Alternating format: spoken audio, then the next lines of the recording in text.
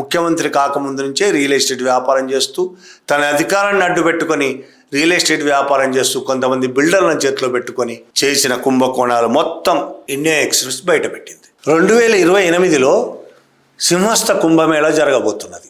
ఉజ్జయినిలో సింహస్థ కుంభమేళా, చాలా భారీ కుంభమేళా 2028లో జరగబోతున్నది. అది ముందే డిసైడ్ అయింది. ఆ 2028లో జరగబోతున్న సింహస్థ కుంభమేళా నేపథ్యంలో ఉజ్జయిని నుంచి ఇండోర్ దాకా 55 కిలోమీటర్ల మేర దాదాపు 2 పట్టణాలను కలుపుతూ ఒక పెద్ద పట్టణం నిర్మాణం జరుగుతున్నది. అనేక రోడ్డు ప్రాజెక్టులు, ఇంకా అనేకమైన ప్రాజెక్టులు వస్తున్నాయి.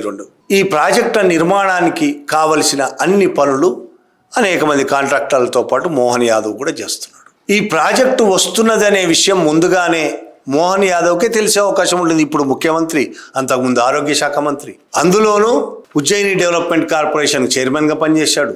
రియల్ ఎస్టేట్ వ్యాపారి కూడా.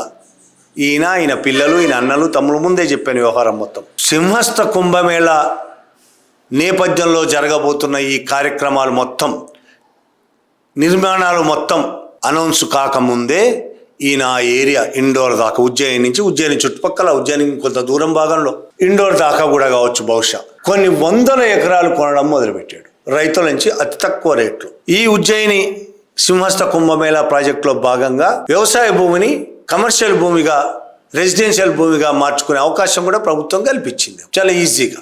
ఎందుకంటే ప్రాజెక్ట్ వస్తుంది కాబట్టి ముందుగా వ్యవసాయ భూములన్నీ కొనేశాడు, రెసిడెన్షియల్ కమర్షియల్గా మార్చుకున్నాడు. ఇక వ్యాపారం మొదలుపెట్టాడు. కొంతమంది బిల్డర్లు చేతిలో ఉన్నారు, ఎట్లా ఆ బిల్డర్లను పట్టుకున్నాడు. బిల్డర్లను పెట్టుకుని మొత్తం రెసిడెన్షియల్ అపార్ట్మెంట్స్, ఇక రకరకాల కమర్షియల్ కార్యకలాపాలు మొదలుపెట్టాడు ఈయన కుటుంబం.